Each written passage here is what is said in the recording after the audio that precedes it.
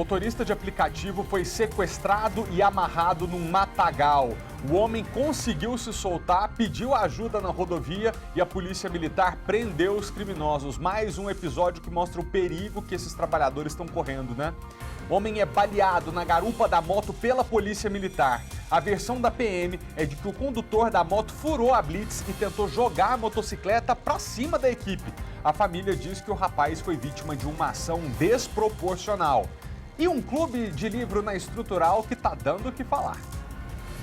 Das 30 crianças cadastradas no Clube do Livro, pelo menos 10 não sabiam ler nem escrever. A maioria passou o período de alfabetização em casa. Foi mais uma consequência da pandemia. Falando sobre educação, você vai ver que as aulas na rede pública de ensino voltam na semana que vem e os alunos vão ser recebidos na segunda-feira e já nessa primeira semana, terça e quarta, tem uma prova para avaliar o aprendizado de todo mundo. Ver se durante esses 2 anos de pandemia os meninos conseguiram manter o nível de aprendizagem ou se muito foi perdido. Será que seu filho vai passar nessa prova? Vai se sair bem? Em Águas Claras, 2 jovens foram agredidos e ameaçados por um homem armado naquele balão enorme que você deve conhecer, que fica ali na entrada da cidade, perto de uma universidade, da Unieuro, ali na beira da IPTG. Moradores filmaram tudo e a polícia agora tenta identificar esse homem. O Paulo Vitor Tatuzinho tá com a gente ao vivo e tem os detalhes. Ô Tatu, boa tarde pra você. Como é que essa confusão começou, hein, amigo? Pois é, Malta, boa tarde para você, a todos assistindo ao SBT Brasília, no DF e também no entorno. Essa história, Malta, ela se passou na última terça-feira, era por volta de quase 10 horas da noite. Esses dois aqui, que são profissionais, né, trabalham na área de piercing, de tatuagem, né, eles estavam indo até um compromisso, mas só que tiveram que retornar para o trabalho aqui na parte baixa de Águas Claras. E depois eles estavam saindo, ou seja, indo descansar. Quando subindo a avenida que dá acesso para essa rotatória famosa, que é a rotatória da Unieuro, como você disse muito bem, eles, antes de chegarem na rotatória, eles estavam no carro, eles já foram intimidados, né? Intimidados por um motorista que, segundo informações deles, esse motorista mostrou uma arma de fogo. E aí, na rotatória, eles foram abordados, obrigados a parar o veículo. Os dois foram retirados de dentro do carro e colocados no gramado dessa rotatória, como se fosse uma abordagem policial. Mas quem vai explicar melhor essa história é o Lucas Yuri e também o Bruno, que foram filmados por uma testemunha do alto de um prédio, que inclusive até perguntei para eles se chegaram a conhecer essa testemunha, porque hoje em dia, com o celular em mãos, todo mundo acaba sendo repórter, e foi isso que aconteceu. Esse vídeo viralizou nas redes sociais. Lucas, que história foi isso mesmo? Terça-feira, saindo do trabalho, quando aconteceu a abordagem. Isso. Terça-feira, por volta de 8h40, na verdade, 8h40 às 9 horas, a gente retomamos aqui ao estúdio para fazer mais um trabalho. E na volta eu estava indo buscar minha filha na casa dela. E no caminho, lá no começo de Águas Claras, mesmo no balão da Unieuro, foi quando eu desviei de um buraco e aí o cara já botou a arma para fora, foi me fechando e eu não teve como eu ter nenhuma reação. Ele já colocou a arma para fora, mandou eu descer e foi daquele jeito que vocês viram, realmente. Chegou a dizer para vocês que era um policial, que era um segurança? Chegou a falar alguma coisa para vocês? De jeito nenhum, em nenhum momento ele se identificou, ele já foi colocando a arma na nossa cara, jogando a gente no chão. Agrediu de várias formas, né? Eu não tô aqui nem para me vitimizar nem nada, vocês viram tudo que aconteceu, sabe? Então realmente foi uma cena que a gente não merecia, estar passando, sacou, naquele momento. E a gente só quer que a justiça seja feita mesmo, da melhor forma, né? Tá aí, Maldo. Esse é o Lucas e o Yuri. Inclusive, os dois, depois que passaram por essa situação, foram até Vicente Pires, na 38ª ATP, registraram um boletim de ocorrência que ficou até registrado a natureza da ocorrência como lesão corporal, injúria e ameaça. Bruno, você disse que esse rapaz que ameaça vocês aí, ele chega a agredir vocês. Como é que foi, na sua versão, o que você viveu ali naquele dia, na terça-feira? Assim, eu tava dormindo, né, saí do estúdio cansado, a gente tava subindo Águas Claras, e eu acordei com a gritaria e tal. Daí, na hora que eu olhei pra fora do carro, ele já tava com a arma apontada pra mim, me agredindo verbalmente e tal. Mandou levantar a camiseta pra ver se eu tava armado, falei que não tinha nada, tava super de boa, tava vindo do trabalho. Ele pegou e, jogou a gente no chão, aí começou a chutar a gente, xingar. Ele bateu a pistola na minha cara várias vezes. chutou minhas partes íntimas, falando que a gente era vagabundo, isso e aquilo, e a gente estava simplesmente indo para casa do trabalho. Como o próprio Lucas Yuri falou, vocês não querem vitimizar nessa história, nessa situação. Mas além das palavras verbais, dos xingamentos que foram proferidos a vocês, teve então parte física. Isso.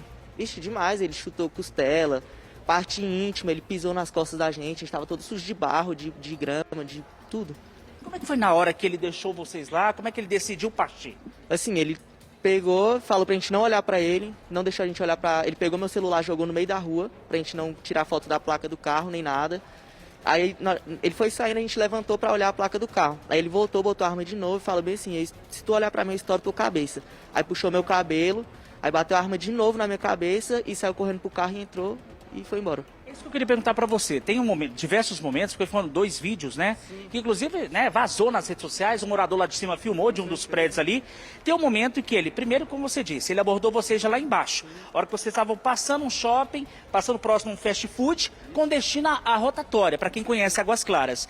E ali, ele, além de abordar vocês na hora, ele voltou ao carro e voltou novamente pra fazer algum xingamento? Sim, ele falou que ia matar a gente se a gente olhasse a placa do carro dele.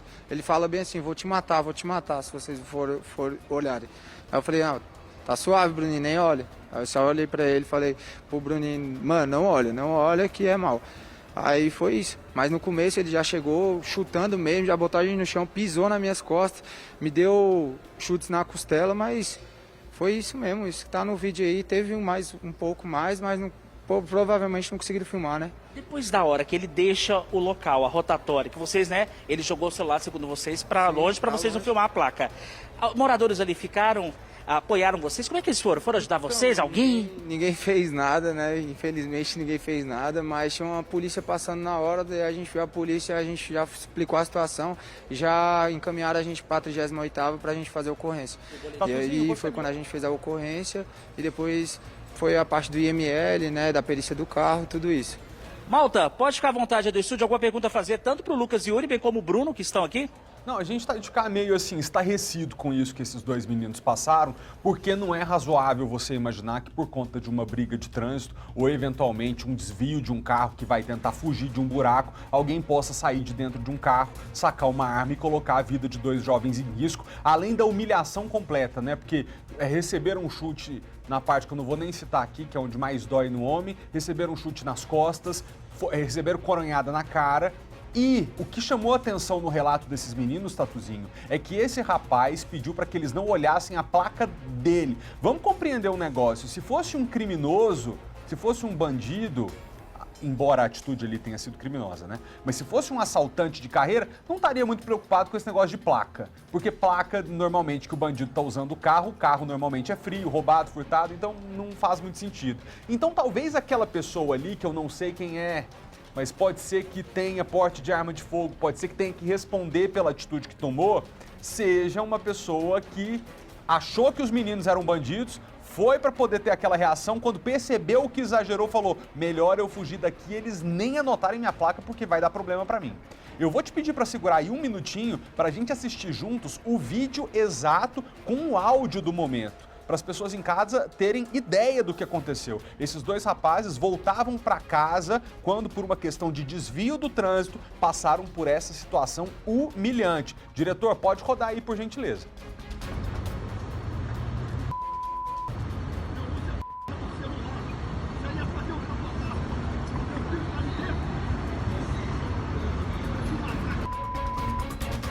Olha, o rapaz fala, você vai morrer. Se olhar para a placa do meu carro, você vai morrer. Tatuzinho, o apelo que esses rapazes fazem agora é para que esse homem agressor seja identificado, né?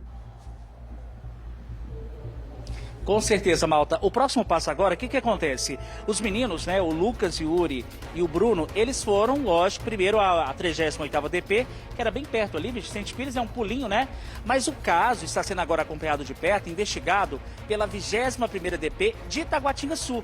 Porque o próximo passo das investigações é identificar esse suspeito, porque ninguém sabe. Agora, o curioso é como o Malta disse no estúdio, existe para vocês um sentimento, lógico, vocês foram agredidos não só verbalmente, mais fisicamente, por conta, o porquê que esse suspeito quis jogar o celular de vocês longe para não identificar a placa ali desse veículo, né?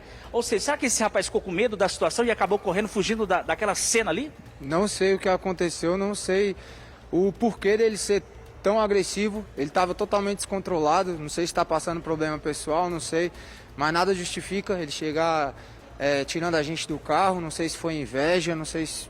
realmente não dá para entender o que aconteceu. Não se identificou em nenhum momento e chegou nos agredindo, e eu acho que depois ele falou que não queria ser descoberto, né? Pra gente não ver a placa dele, pra ninguém achar a merda que ele tinha feito. Agora, Bruno, vocês chegaram, os dois, a irem para o Instituto Médico Legal para fazer exames. Como é que foi? Porque, pela questão das agressões físicas, como é que foi essa parte aí que vocês foram para lá também? Então, a gente chegou lá e fez os exames normal, tinha várias marcas vermelhas, marca de pé nas costas do Yuri, entendeu? E a gente está esperando só o resultado disso tudo, né? Hoje, qual que é o sentimento do Bruno? Ah, assim, a gente tem medo, né? De andar aí, porque a gente tem medo dele vir aqui. A gente tá botando a cara só pra... No fundo a gente fica com medo, porque a gente trabalha num lugar que todo mundo vai saber onde é. A gente é figura pública, entendeu? E a gente tem medo dele vir aqui, dele mandar alguém, de arranhar carro, furar pneu, esse tipo de coisa, entendeu? Esse é o meu sentimento, Lucas e Yuri. Dá um sentimento de medo? Como é que fica? Querendo ou não, é mais traumático, né? Porque não é uma coisa que tipo, ninguém tá esperando. Eu sou uma figura pública, eu trabalho com meu Instagram, então todos os meus clientes vêm do Instagram e eu fui tratado ali como marginal, foi meio humilhante, né? Então, ali eu sou um trabalhador honesto, tenho aqui meus 2 estúdios, estou trabalhando e daí chega do nada ser abordado sem nenhuma pessoa se identificar e te agredir, sacou? Realmente foi desnecessário, é meio traumático isso. Mas... Você nunca na vida... Você tem quantos anos hoje? Eu tenho 25 anos. Novo, mas nunca imaginou viver isso? Não, de jeito nenhum. Tem coisas aí que a gente passa que a gente não imagina, né, que vai passar. Mas é tudo aprendizado mesmo. Fica com a voz embargada? Com certeza. Tá aí, malta. Essa é a história dos dois. Como a gente pôde ver aí nos vídeos, né? O vídeo tá aí agora, né? A gente pode ver o vídeo claro aí. O momento em que o suspeito desce, aborda os dois, coloca os dois naquela posição, como se fossem abordados numa abordagem comum da polícia militar. Mas o que espanta eles, segundo eles, é que eles estavam indo para casa descansar após um dia intenso de muito trabalho. Foram até, no caso Lucas, ver a questão da filha dele, voltaram aqui para o estúdio porque tinha que atender um cliente, retornaram e aí do nada, subindo ali a avenida, né, para quem conhece muito bem, a Castanheiras, né, se eu não me engano, né? Castanheiras, que é uma avenida principal, uma das principais aqui de Águas Claras. Antes dessa rotatória, segundo os meninos, ele já chegou ali e já apontou. Vocês viram alguma coisa, um objeto ali? Vocês viram que era arma mesmo? Ele botou a arma para fora do carro, na hora que ele apontou, eu já fui meio que parando o carro, daí ele fechou meu carro. Na hora que ele fechou o carro, ele botou a mão para fora, começou a xingar, e daí eu já falei, vixe, a arma tava do lado de fora, eu não vou fazer nada, né? Na frente da arma não faz nada não. Bruno, eu sei que às vezes a gente não tem experiência, a gente às vezes, cidadão comum, a gente ali não sabe se é um simulacro ou se é uma arma de fogo. Deu pra notar que era uma arma de fogo? Deu sim. Ixi, super pesada pelo jeito que ele tava batendo em mim, entendeu? Com ela. E, tipo, eu convivo com militares em casa a minha vida inteira. Então dá pra gente conhecer, entendeu? Dá pra ter uma noção do que é de verdade e do que não é. Esse suspeito, ele tava sem máscara, tava com máscara, como é que tava? Sem máscara, deu pra ver o rosto dele. Se ele botar ele aqui na nossa frente agora, a gente sabe quem é. Vocês conseguem descrever ele? Consegue sim. Se a polícia hoje precisar de um trabalho investigativo mais minucioso e precisar da descrição dele, vocês vão lembrar. Eu olhei dentro do olho dele. Eu olhei, o que eu fiz pra tu, moço? O que eu fiz? Ele pegou e só continuou xingando. Eu tenho um filho, eu falei, ai mano, eu tenho um filho também. Foi naquela hora que eu tô virado assim, que ele me deu antes dele me jogar e me dar um bicudo. Aí eu falei, não, de boa, vou ficar calado, vou bater boca não. E aí foi isso. Você acha, há aí o relato, né, da história de que vocês dois foram desviar de um buraco, né? A gente sabe que a gente tá em plena chuva no DF e que às vezes tem muita buracaiada. Teve isso mesmo? Será que ele teria ficado revoltado com vocês porque foi desviar, acabou encostando alguma coisa, sei lá? Não sei, eu não sei por que foi a revolta dele, porque todo mundo já brigou no trânsito, todo mundo já fez barbeiragem no trânsito. Não digo que foi uma barbeiragem, mas sim que não tinha necessidade, só isso. Ou seja, foi banal. Com certeza, com certeza. Foi desnecessário. Bruno, o sentimento, eu perguntei a vocês, o sentimento, lógico, de impunidade, que vocês agora esperam por justiça, agora chama a atenção é a forma como ele teria abordado vocês, né? Você acha que seria só por causa desse buraco ou teve algo mais? Vocês disseram para mim ali nos bastidores que às vezes vocês são até descriminalizados por conta de ter um piercing, de ter uma tatuagem. Às vezes as pessoas discriminam, inclusive até forças de segurança, né? Isso, com certeza, demais. A gente é parado por semana aí 3, 4 vezes por semana por polícia. São abordados. Sim. Por conta de ter um piercing aqui, uma tatuagem no pescoço, isso você acha que a polícia levanta como suspeita de ser algum criminoso? Rapaz, é difícil de falar o que passa na cabeça deles, né? No caso, eu não generalizo todos, sacou? Mas, querendo ou não, às vezes incomoda e, querendo ou não, eles estão fazendo o trabalho deles, né? A gente é abordado, mas graças a Deus, a última vez que a gente foi abordado tem 3 dias. Antes desse aí tem 3 dias. Foi bem tranquilo. Obedeceram a abordagem, apresentar documento? Apresentamos o documento, pediram o documento do carro, a gente entregou, falou, revistou, não tinha droga, foi super bem tratado, tranquilo. Mas a partir do momento que a pessoa começa a te xingar e te agredir sem motivo, aí já é diferente, né? Porque a gente ser abordado com frequência, eles estão fazendo o trabalho dele. Isso aí eu super concordo. Mas da forma que foi feita, não. 99% das vezes que a gente é abordado, eles tratam a gente com muito respeito, entendeu? Nunca aconteceu isso com a gente. Nunca. A gente está acostumado, a gente sabe como é que é o procedimento padrão deles, eles tratam a gente com respeito, só estão em busca de algo ilícito, entendeu? E como a gente anda tudo dentro da lei, não tem como eles tratarem a gente como marginal, como bandido.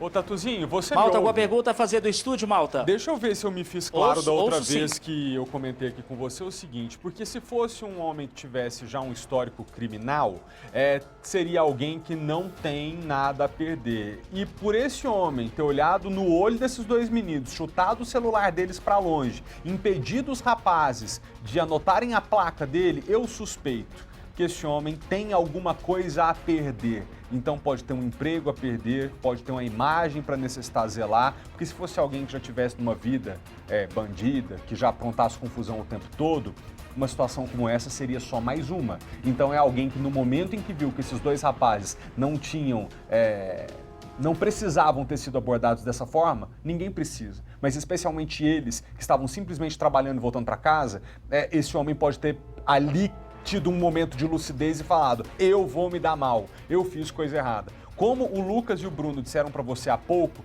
eles conseguiram olhar no rosto do homem que fez a abordagem e podem reconhecê-lo. Eu queria saber se eles fizeram um retrato falado, porque a partir do retrato falado pode ser que a gente identifique quem é essa pessoa. O Lucas e Bruno, né? O Malta perguntou no estúdio com relação ao suspeito. Vocês viram nitidamente o rosto dele.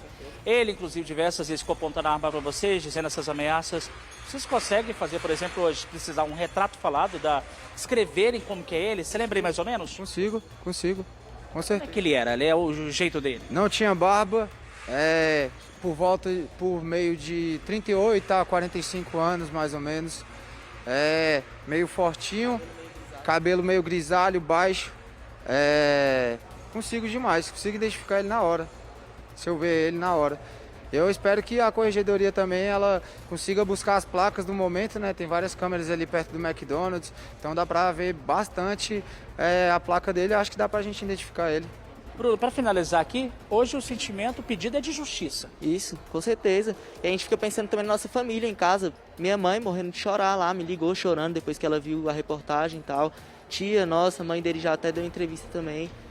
E o sentimento fica mais por eles, né? Tá aí. Esse é o Bruno, esse é o Lucas Yuri, são profissionais da área de piercing, de tatuagem aqui do Distrito Federal, Malta. Como eles disseram, figuras públicas, inclusive estava até olhando aqui, olhando o Instagram deles, já tem muitos seguidores, ou seja, são conhecidos no mercado aqui em Brasília. Foram vítimas dessa situação, a ocorrência foi registrada como lesão corporal, injúria e ameaça, e a gente aqui do SBT, lógico, pede qualquer informação, porque a Polícia Civil está investigando. Quem tiver informações do paradeiro desse suspeito, como eles disseram aqui, trouxeram um pouco do retrato falado, é só discar 197 que a Polícia Civil está acompanhando esse caso de perto. Malta. Muito obrigado, Tatuzinho, pelas informações e a gente espera que a investigação possa chegar à identidade desse homem, que se for um agente público, sei lá de qual força, e eu estou supondo que possa ser um agente público, porque estava com arma, então tem porte de arma, que essa pessoa possa, no mínimo, se desculpar com esses 2 rapazes e pensar 2 vezes antes de abordar alguém dessa maneira. Isso se for, né? Nós não sabemos quem é, mas é importante, seja quem for, que essa pessoa seja identificada e descoberta. Obrigado, Tatuzinho, pelas informações. Olha, se esses meninos passaram por apuros, tem uma classe que está passando por apuros todos os dias, porque está cada dia mais difícil ser motorista de aplicativo aqui no Brasil. Não bastasse o preço do combustível, que está custando os olhos da cara, eles também lidam com o medo de perder a própria vida. No Gama, um motorista de aplicativo foi sequestrado e teve o carro roubado na quarta-feira por 2 criminosos. Esse homem foi largado amarrado num matagal no Novo Gama, já em Goiás. Felizmente, ele conseguiu se soltar das cordas e pediu ajuda na rodovia. Aí os bandidos se deram mal, porque a Polícia Militar conseguiu prendê-los. O tenente Felipe Lima fala com a gente agora sobre essa ocorrência. Ô tenente, como é que foi? A polícia, a vítima avisou a polícia o paradeiro ou as características desses bandidos? Como é que os senhores conseguiram chegar até esses assaltantes? Boa tarde a todos. A Polícia Militar, então, de forma integrada com o seu grupamento tático operacional do 9º Batalhão e o Serviço de Repressão às Drogas na área do Gama, justamente com os policiais civis da 20ª DP, conseguiu essas informações da vítima e também usava um monitoramento, no caso, ela usava aquela tornozeleira eletrônica para que fosse, então, ali localizado o seu paradeiro. De modo que, de acordo com as informações prestadas pela vítima, foi possível localizar aquele indivíduo já na área do Gama, já retornou como objeto do crime e os pertences que ele já tinha em posse da vítima, bem como o seu carro foi localizado por uma equipe da Polícia Militar do Goiás, a Rotan, já no Valparaíso. Então, foi um cruzamento de informações de forma integrada entre as equipes do Grupamento Tático Operacional do 9º Batalhão, bem como da Seção de Repressão às Drogas da 20ª Delegacia de Polícia Civil no Gama. Tenente, muito obrigado pelas informações. Queria só esclarecer um negócio. Quem estava com tornozeleira eletrônica era um dos criminosos, é isso? Exatamente. Um deles já se esse monitoramento eletrônico, né, que facilita também a localização do indivíduo que se encontra em atuação criminosa. Já era reincidente, já possuía uma extensa ficha criminal, por roubo também a veículos, bem como tráfico, então já era um traficante conhecido na área do Gama. Pois é, e você veja, né? Tava na rua com tornozeleira eletrônica, provavelmente porque estava no regime semiaberto, então estava sendo monitorado, é isso? Exatamente. Infelizmente, a nossa atuação ela fica um pouco refém, né, de sistemas que conseguem acompanhar esses indivíduos e de modo que, dando certo de forma integrada o compartilhamento das informações com a Polícia Civil, a gente consegue lograr isso na prisão desses indivíduos. Que bom que a gente termina essa notícia dizendo que esse motorista está bem de saúde, que conseguiu se soltar, acionou os senhores a tempo e os criminosos foram presos. Tenente Felipe Lima, muito obrigado pelas informações, viu? Bom trabalho para o senhor. À disposição. Até a próxima. Oi, gente, agora a gente vê juntos uma cena inusitada que viralizou nas redes sociais. Brasil. Numa tentativa de assalto, um homem utilizou uma arma muito inusitada para contra-atacar o assaltante. Você sabe o que ele utilizou? Não foi uma faca, não foi um 38, não foi um porrete. Foi um frango assado.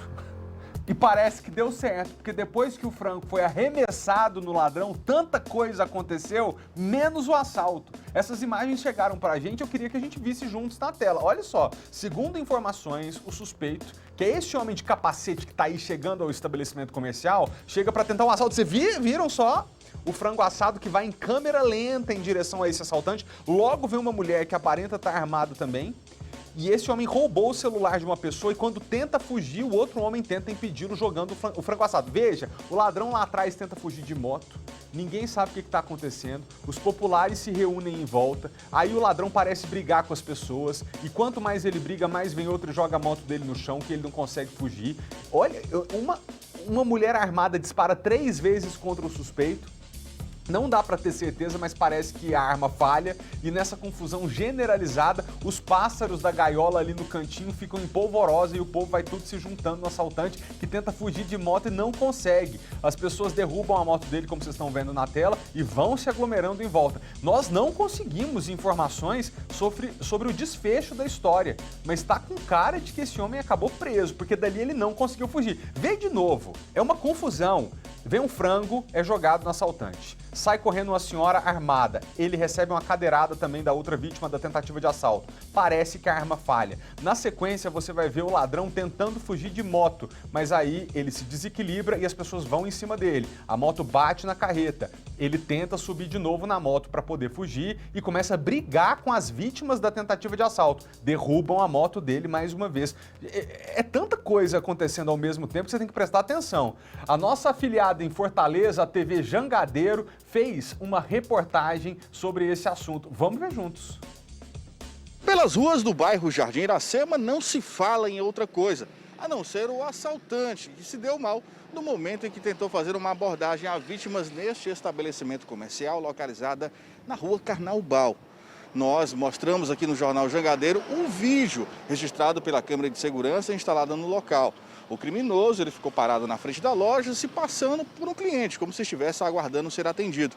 Mas, de repente, no momento em que anuncia o assalto, as vítimas que estão no estabelecimento reagem. O que chamou a atenção também é que um dos funcionários chegou a jogar um frango contra o criminoso, contra o bandido, que entrou em luta corporal contra algumas pessoas aqui na parte de fora, no momento em que estava tentando fugir. Foi a hora que a proprietária do estabelecimento também sai, só que portando uma arma de fogo. Chega a efetuar, inclusive, disparos, mas que não atingem o bandido. Um outro detalhe que chama a atenção no vídeo que nós acompanhamos no momento do assalto é que enquanto o criminoso está rendido pelos próprios moradores, uma outra pessoa que está sem camisa, ele já chega efetuando vários disparos, inclusive atirando contra os pés do criminoso, que instantes depois consegue fugir do local. Aqui nesta calçada, a gente acompanha nas imagens do nosso cinegrafista Bruno Rafael, o local onde um dos disparos atingiu. O estabelecimento ele só funciona no período da manhã. Nós tentamos o contato com as pessoas que trabalham aqui nesse local, mas sem sucesso. Inclusive, uma das pessoas mora aqui bem próximo, nós somos a residência, mas ninguém nos atendeu.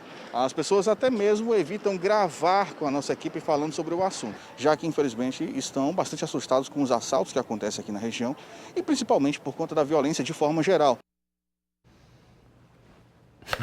Mas frango assado é a primeira vez que eu vejo como forma de defesa. 12:10. Mesmo depois de quase 2 anos de trabalho remoto em função da pandemia, ainda tem muita gente sendo pega de surpresa nas reuniões online. Semana passada a gente mostrou aqui aquele desembargador do Amazonas que acabou derrubando a estante falsa de livros que ele tinha atrás dele no meio da transmissão. E agora o advogado Alberto Toron, lembra dele? Foi um dos advogados que atuou na defesa de João de Deus no início do processo. Ele estava nessa reunião online e num primeiro momento parece que está tudo certo. Ele de paletó e gravata, mas ao se afastar da mesa dá para ver que o advogado está de bermuda e sandália enquanto acompanhava uma sessão remota olha só, coitado, da 6ª turma do Superior Tribunal de Justiça. A nossa produção conversou com ele por telefone e ele nos informou que o traje não é problema e que ele foi abrir a porta e achou que a câmera não ia mostrar. Disse também que é uma coisa mínima e sem muita importância. Realmente, né? Tava só ali na parte que estava aparecendo de terno e gravata, cometeu essa gafe, né? Vamos chamar de irregularidade, de falta de protocolo, foi uma gafe mesmo. Lixo, entulho e mato alto estão ameaçando os sonhos de muitas crianças da Vila Rabelo, lá em Sobradinho 2. Um campinho de futebol com mais de 20 anos de história, que é utilizado por um projeto social para crianças e adolescentes, está sofrendo com a falta de cuidados. E a comunidade reclama muito do descaso. Era uma vez um campo de futebol. Estamos na Vila Rabelo, em Sobradinho 2. Por aqui, o espaço que era para jogar bola e servir de lazer para crianças e adolescentes, hoje é usado como depósito para lixos e entulhos. E ainda tem o mato que encobre tudo. Lixo, mato, estamos literalmente largados, abandonados, nem governo, nem administração, ninguém lembra de nós. Foi cavada a vala, tá aí cheia de lixos, virou depósito de lixão. O campo existe há mais de 20 anos. Pela primeira vez, está assim. Não há como ir e vir. Segundo os moradores, esse buraco, que começou de forma bem pequena, ele foi aberto pela iniciativa privada. Segundo informações, seria para espantar alguns moradores que estavam em barracos nessa área aqui, que inclusive seria uma área particular. Mas só que a cratera, que hoje já virou um buracão, ela está servindo simplesmente para depósito de lixos e entulhos. Aqui, por exemplo, você encontra de tudo um pouco. Tem televisão jogada fora, tem garrafas PETs, sacos de lixos, restos de materiais de construção. O curioso é que até uma ponte improvisada, uma pinguela, como é conhecida lá em Goiás, foi improvisada pelos moradores para passar da rua para o que era para ser um campo de futebol. Mas hoje, até o campo de futebol, que existe há mais de 20 anos, foi destruído. Enquanto isso, a criançada fica no prejuízo, os adolescentes, e eles pedem socorro. Libera o campinho, queremos lazer. É isso que vocês pedem? Lazer, ou seja, simplesmente o direito de ir e vir? Sim. Desde quando fez esse buraco aqui e estragou o campo, tá difícil. Tá, muito difícil. Como é que faz para jogar bola? Não dá. Como é que faz para chutar a bola aqui? Se for chutar a bola, acaba chutando pedaço de terra, chuta pedra, chuta tudo, né? Não tem como, porque tem pedra, tem até vidro aqui, não dá. É por isso que a gente quer um campo. Vocês querem um campinho de futebol decente? Sim, claro que eu quero. Você geralmente tem grito de guerra, não tem? Quando vai jogar bola? Qual seria o grito de guerra para pedir socorro para esse campinho? Grita alguma coisa aí, vai lá, gente. Queremos campo! Queremos campo! Queremos campo! Hoje eles destruíram o único lazer que as crianças têm, né? Abriram uma cratera aqui enorme para virar depósito de lixo. Hoje é fogão, vaso, televisão e também tem a possibilidade da criança correr um risco, cair dentro, se machucar, né? Nisso tá aí essa situação todinha e não tem ninguém para olhar. Seu José Carlos treina as crianças de graça há mais de 20 anos. Mas hoje, quando precisa de levar os meninos para jogar bola, cadê o campo? O trabalho que a gente faz é um trabalho bom, é um trabalho social, não tem ajuda de custo de ninguém. Então o trabalho é esse aí. É complicado, porque como é que você vai treinar num campo desse? Não tem condições. Olha aqui a situação, não tem condições. Perguntei ao experiente treinador como é ensinar futebol à criançada num campo como este. Veja só a resposta. Para ser sincero, o futuro não espera nada, porque como é que treina? Não tem jeito de treinar. A gente quer um caminho desses, né? O trabalho é tirar ele da rua, né? Estudar, ter nota boa. É um trabalho que a gente não quer isso aí, a gente quer coisas boas para essas crianças.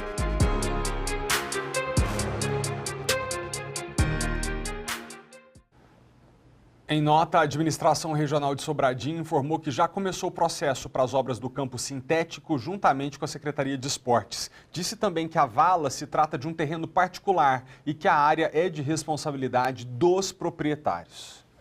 Vem cá, vocês lembram do caso da policial civil que é acusada de stalking, aquela que invadiu o depoimento de um ex, fingiu que estava grávida, acusou falsamente um delegado de estupro? Isso é só o que eu lembro. Rafaela Luciane Mota Ferreira, né? 40 anos. Ela ainda está presa porque a última coisa que ela fez e que a levou para a cadeia definitivamente foi esfaquear o ex-namorado. Mas Kátia Gomes está com a gente ao vivo e parece que agora essa moça está em perigo e quem está colocando a vida dela em perigo é ela mesma.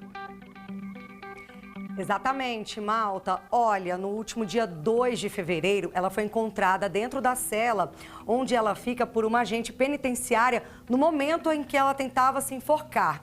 Ela utilizou um barbante e 2 elásticos para tentar tirar a própria vida.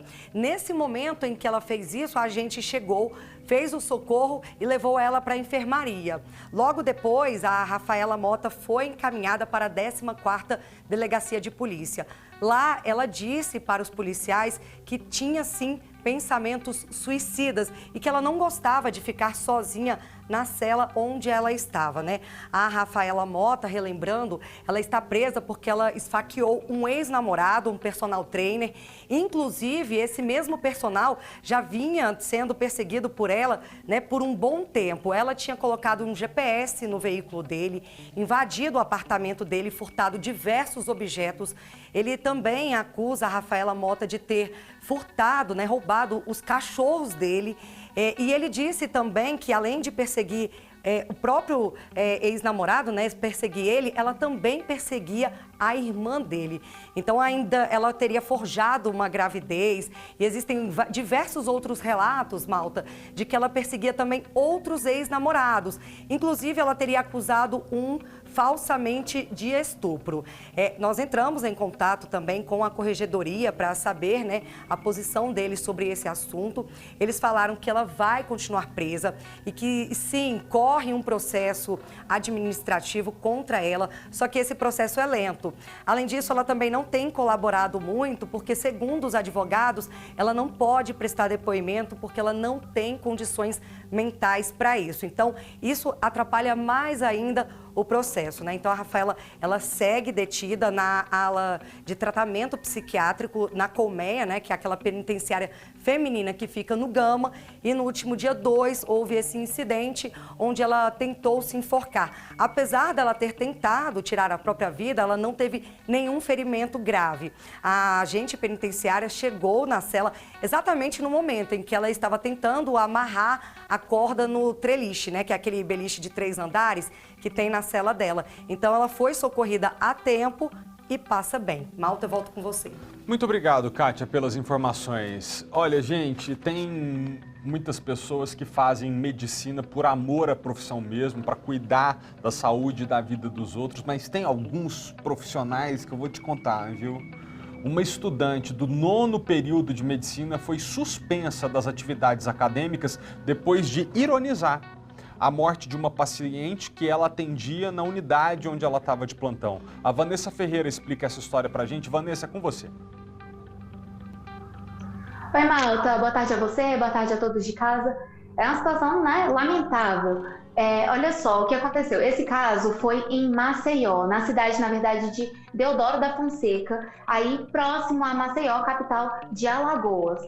Uma mulher deu entrada aí na unidade mista de saúde Dr. José Carlos Guzmão, nessa região, com um quadro de suspeita de infarto e morreu pouco tempo depois. É uma situação que é até comum para quem trabalha, né, numa unidade que atende casos de urgência e emergência como essa. O problema foi essa estudante do 9º semestre de medicina que faz estágio nessa unidade de saúde postou em uma rede social uma reclamação da entrada dessa paciente na unidade. Ela disse que faltavam 10 minutos para ela tirar o momento, né, de dormir quando essa paciente chegou, e ali no momento do post já fazia 1h30 que essa paciente tinha dado entrada e ela ainda não tinha dormido.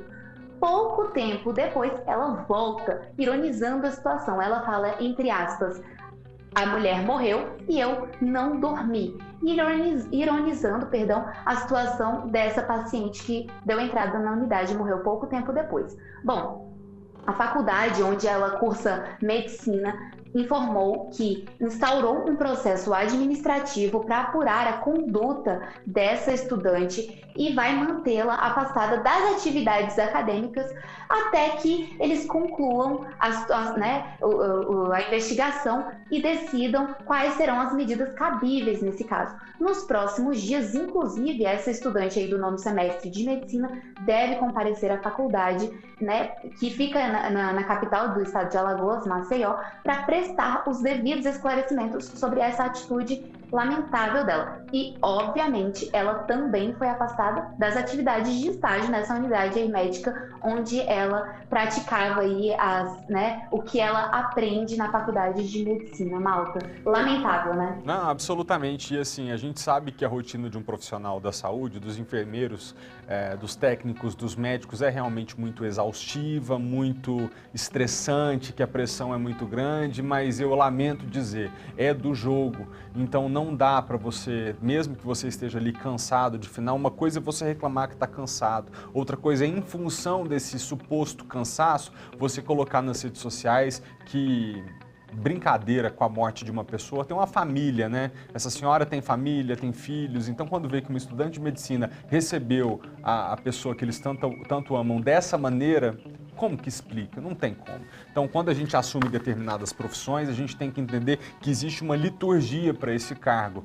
Se não quer seguir o jogo, tem que procurar outro trabalho. Obrigado, Vanessa, pelas informações. Ô, pessoal, esses dias, nessa semana, a gente falou do golpe da encomenda, que era o pessoal que mandava tijolo no lugar de celular, o golpe da aliança, que era um rapaz aqui de Brasília que vendia aliança. Vendia aliança para casal, né, diretora, e depois não entregava. Teve o golpe do Tinder, a pessoa que marcava com uma suposta crush, aí encontrava assaltante na hora do encontro. Agora você veja, o golpe tá aí e não poupa absolutamente ninguém. O jogador Neymar, do Paris Saint-Germain e da seleção brasileira, foi vítima de uma quadrilha acusada de fraudar clientes de um banco. Um dos envolvidos no esquema criminoso já está preso. O auxiliar administrativo Lucas Almeida Ferreira dos Santos, de 20 anos, preso em São Paulo, é um dos acusados pela polícia de fraudar contas de clientes em um banco da capital. É um funcionário de uma empresa terceirizada que prestava serviços a uma instituição bancária e ele detinha acesso aos sistemas dessa instituição. O criminoso é apontado pela polícia de ser o operador de um esquema que fez, entre outras vítimas, o atacante Neymar, que perdeu cerca de R$200 mil no golpe. Tudo era muito simples. O funcionário tinha acesso a informações do banco. Lucas conseguiu roubar a senha de um supervisor e assim ter autorização para a transferência de contas de clientes. Ele aproveitou algumas pessoas, né, que tinham um valor, um dinheiro depositado, dentre elas o jogador, e ele começou a fazer pequenas transferências da conta dessa pessoa, até que essas transferências o próprio sistema detectou que tinha algo anômalo, né? Segundo a polícia, Lucas era o cabeça do esquema. Os investigadores não descartam a participação de outras pessoas. Ele confessou o crime e está agora em prisão temporária. Vai responder por furto qualificado e associação criminosa. O jogador do Paris Saint-Germain e da seleção brasileira não comentou o golpe. O valor roubado já foi devolvido ao atleta, acostumado aos holofotes, mas que teve que driblar o noticiário que desta vez não foi esportivo. Os juros parecem estar cada vez mais altos, né? A Vanessa Vitória, nossa colega, preparou uma reportagem para mostrar quando as parcelas podem comprometer a nossa vida financeira. E ela fez isso com um especialista que dá algumas dicas que podem te ajudar a lidar melhor com o dinheiro. O Leonardo não contava com os impactos da pandemia nas finanças dele. Com o comércio fechado por vários meses, o vendedor viu no cartão de crédito uma saída para pagar até mesmo despesas básicas do dia a dia. Pagamentos de conta, ir num restaurante, ir numa lanchonete que eu pagava à vista. Como eu não tinha mais o dinheiro devido ao comércio estar fechado, devido à minha fonte de renda não estar mais disponível, eu acabei optando pelo cartão de crédito, sendo que eu usava o cartão de crédito para comprar coisas de um valor maior, por exemplo, um pneu do carro, trocar, comprar uma geladeira. Eu usava o cartão de crédito para isso, que aí você parcela e eu ia pagando. Pequenos gastos diários no cartão de crédito que viraram uma bola de neve e levaram o nome do Leonardo para o cadastro de devedores. Meu nome já foi protestado, infelizmente não dei conta. Hoje eu estou com uma dívida de R$ 3.500 por causa de juros. Tento renegociar, mas é muito difícil. O Felipe também se enrolou com as dívidas. Ficou desempregado em 2020 e agora, com juros altos, está tendo dificuldades para colocar as contas em dia. O banco não quer negociar, porque quanto mais ele gera juros, ele está ganhando. Isso está me prejudicando, porque meu nome está sujo. Eu não consigo gerar nenhuma renda dentro do banco para poder gerar um financiamento para pagar o cartão. E você fica com as mãos e os pés atados, né? Juros nas alturas. A taxa Selic chegou a 10,75% ao ano, agora em fevereiro. A 8ª alta seguida, anunciada pelo Banco Central. O indicador está na casa dos 2 dígitos, o que não acontecia desde julho de 2017. Se antes entrar no cheque especial e fazer parcelamentos já não eram boas alternativas, Imagina agora. O impacto é direto no bolso do brasileiro. Considerando a taxa de juros de um dos maiores bancos particulares do país, se uma pessoa financiar um carro no valor de R$40 mil em 60 vezes, no fim do contrato vai ter pago mais de R$60.500. Se a compra parcelada for a de uma geladeira, que custa R$1.500 em 12 vezes, depois de quitadas as prestações, o eletrodoméstico vai sair por R$ 2.403,36. Para este economista, o momento é de pisar no freio. Ele dá dicas para não entrar no vermelho. Priorizar as compras no crédito à vista, definir um teto de gasto mensal para o cartão de crédito, evitar e ponderar as compras parceladas, evitar compras por impulso, priorizar as necessidades básicas, fugir dos juros e pagar o cartão e os financiamentos em dia. E saber que o cartão de crédito é uma armadilha para quem é descontrolado financeiramente. Difícil quanto escolher um bichinho de estimação é decidir o nome, não é verdade? E nessa hora, celebridades ou personagens da TV acabam sendo uma inspiração pra gente. Esse é um assunto tão sério que tem até um censo, quer dizer, um pet censo. É o levantamento anual dos nomes mais influentes escolhidos no Brasil. Quem nunca parou na frente da TV para assistir um dos maiores seriados de todos os tempos? Foi sem querer querendo. Foi sem querer querendo. Lá sempre estava ele, com suas travessuras e manhas.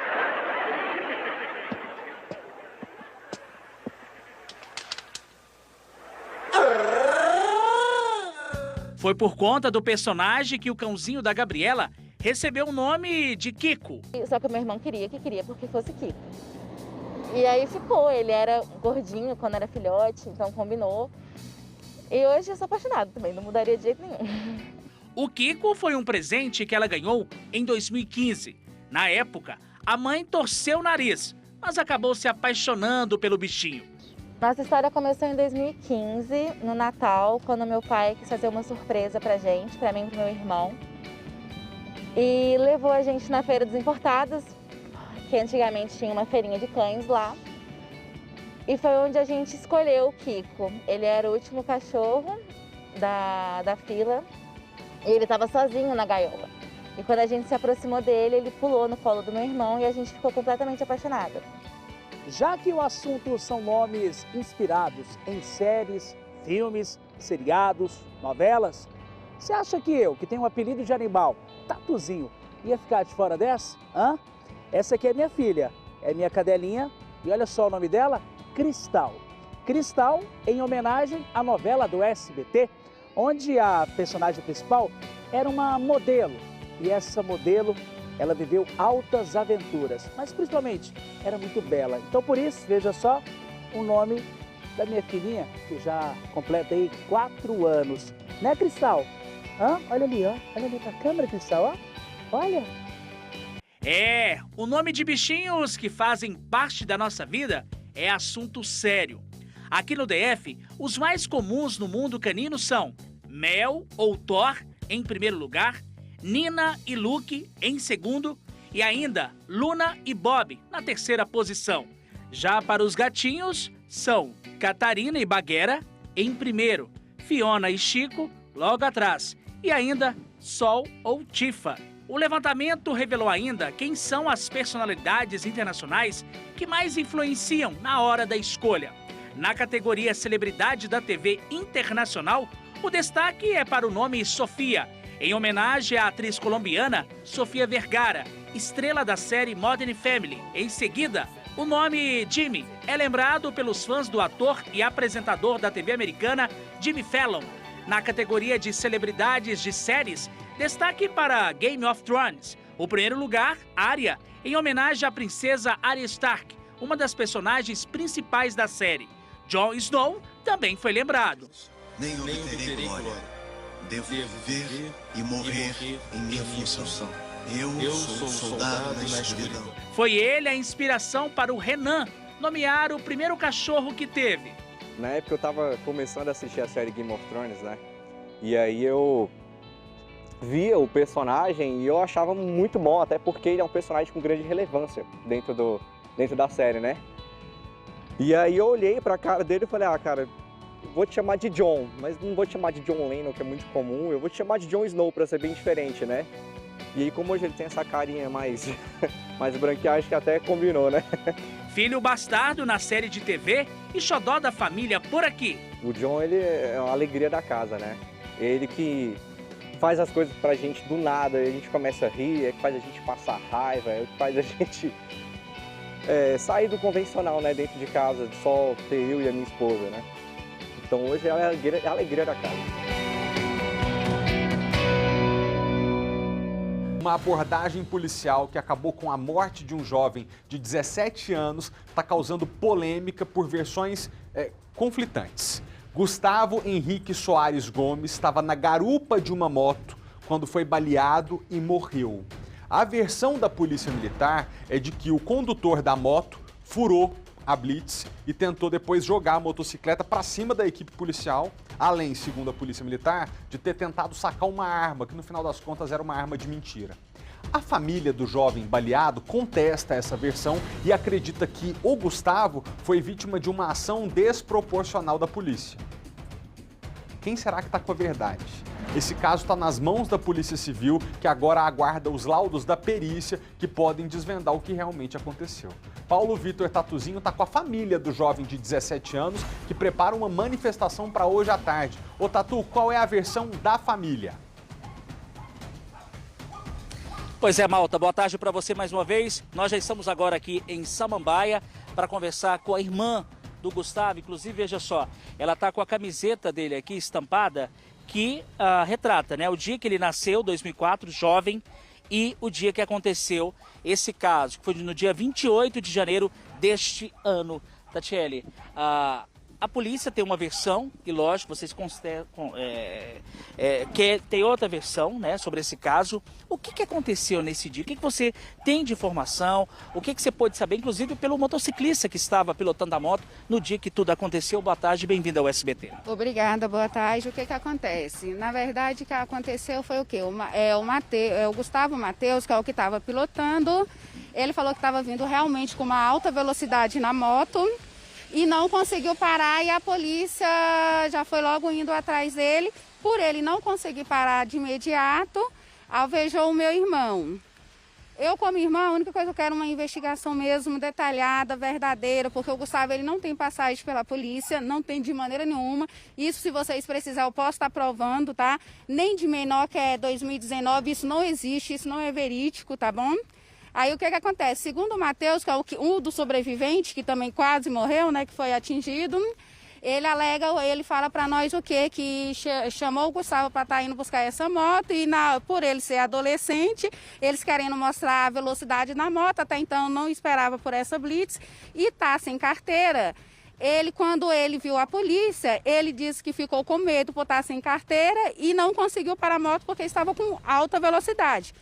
Ok, tudo bem, tá errado? Tá sim, mas isso não significa de uma forma da polícia pegar, alvejar um outro adolescente, sendo que ele poderia ter outra forma de parar uma moto, chamar um reforço, que seria o correto, entendeu? Ah, tá, então se eu tô simulando, tô com uma arma, como assim? Eu já vou atirando, assim? Então, assim, nós estamos contestando pela justiça que seja feita uma investigação detalhada. Confiamos, tá, na Polícia Civil que eles realmente estejam investigando, mas não existe procedência nenhuma do Gustavo sobre passagem na polícia, sobre drogas, sobre arma de fogo, e não acreditamos nessa versão também não. Agora, sobre essa história de que o condutor da moto estaria armado, ele chegou a dizer alguma coisa para vocês, familiares? O que ele disse? Porque a polícia alega que por conta disso teria feito esses disparos aí nessa abordagem. Não tem procedência, tá? Tanto que eu fui a primeira a conversar com a mãe desse Gustavo Matheus.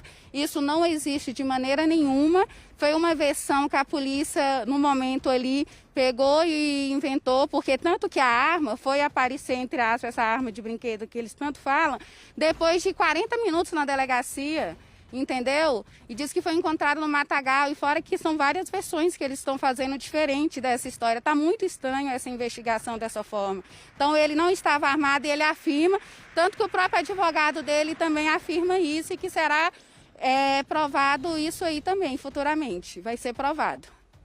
Inclusive, a gente tem até uma informação por parte da Polícia Militar, o que eles dizem sobre o caso, mas hoje tem marcado aí esse manifesto. Vocês vão buscar, lógico, um pedido de justiça, né? Sim, não, nós vamos buscar, vamos até o fim, não vamos se calar.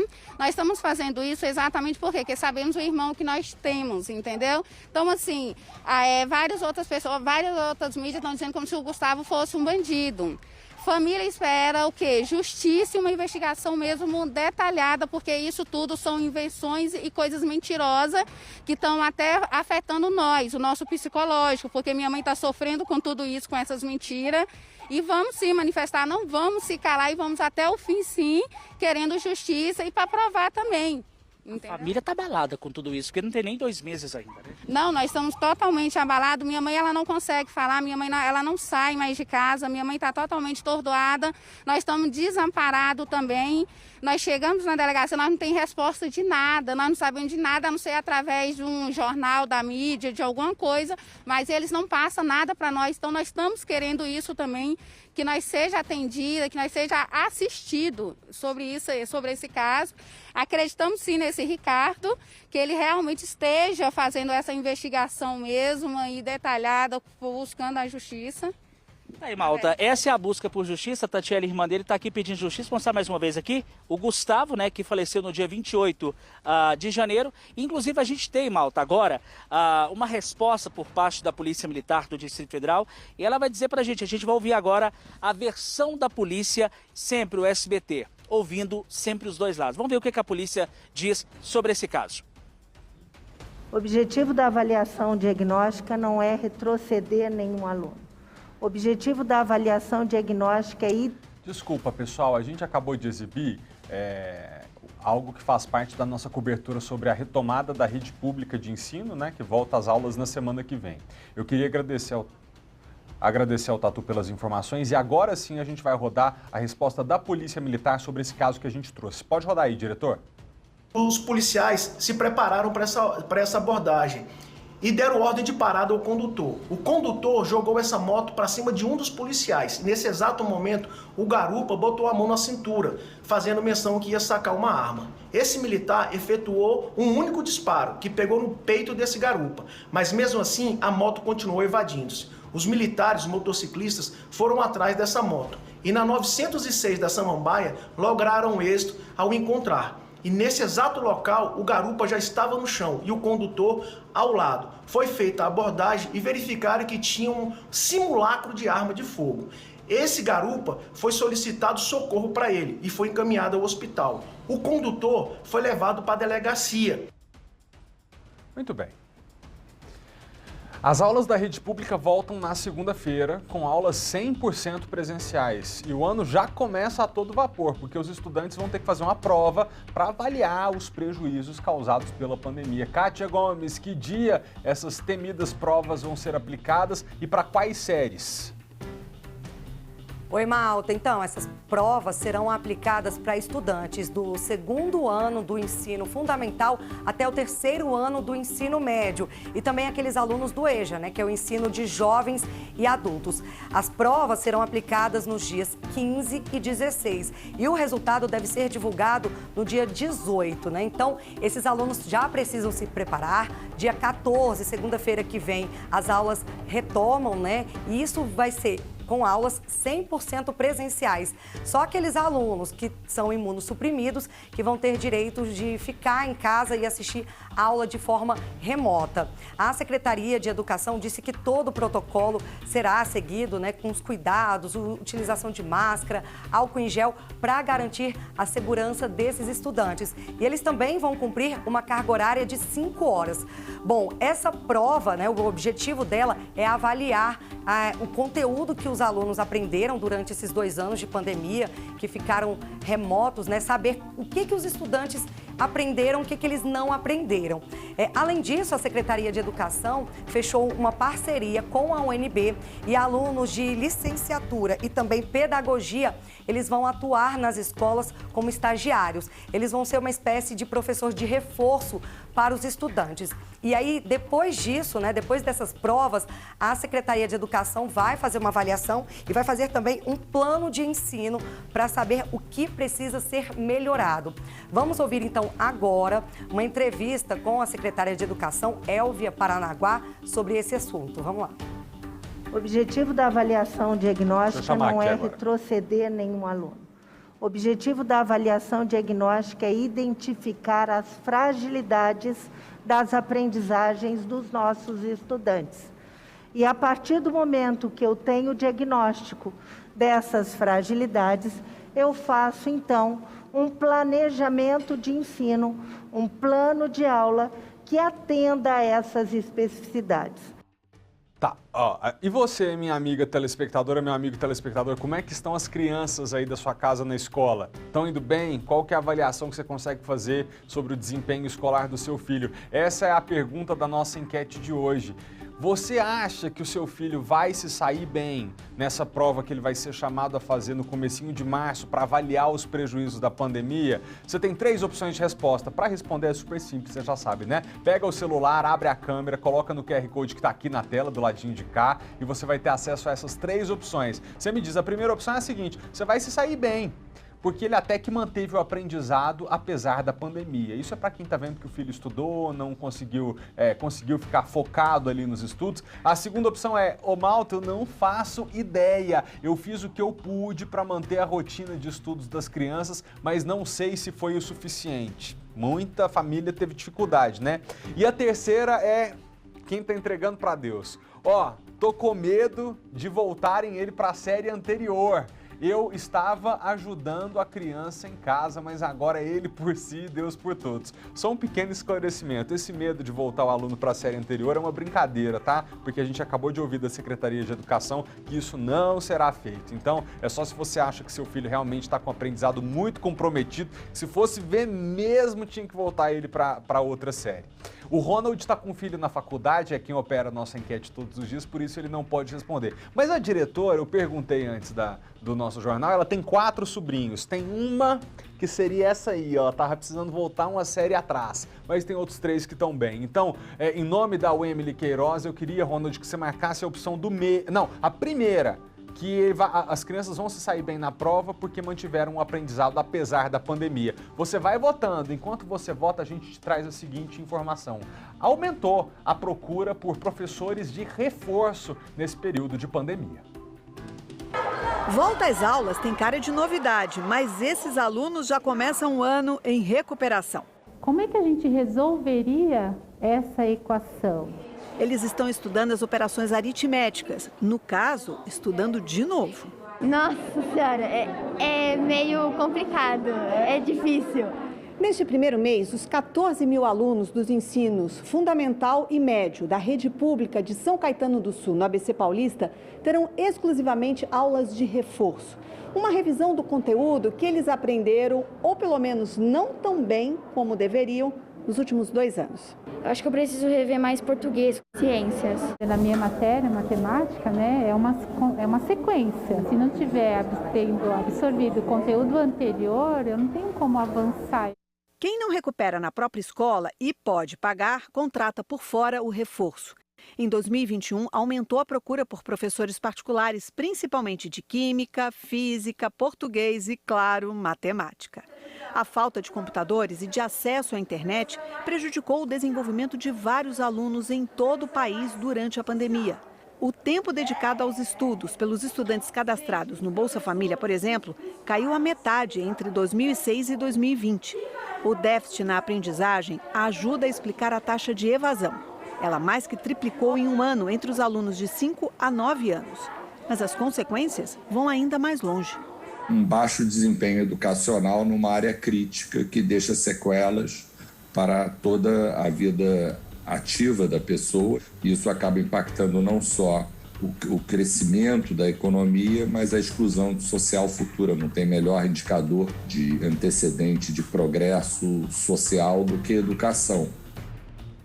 Vamos rapidinho ver o resultado da nossa enquete, a resposta dos nossos telespectadores. 46% dos pais e mães que nos acompanham agora estão confiantes e dizem: olha, meu filho vai se sair bem, ele ou ela até que manteve o aprendizado apesar da pandemia. Que sorte, muito bom. 35% dizem que estão com medo do menino voltar de série, porque estavam ajudando a criança em casa, só que agora ele por ele, né, ela por ela, na hora da prova vai ser complicado. E 20%, olha, malta, não faço ideia, fiz o que eu pude aqui dentro de casa, mas tenho que ver se isso repercutiu no aprendizado da criança. Kátia Gomes, eu sei que você tem um filho adolescente, no caso aí da sua residência, como é que tá o seu filho, hein?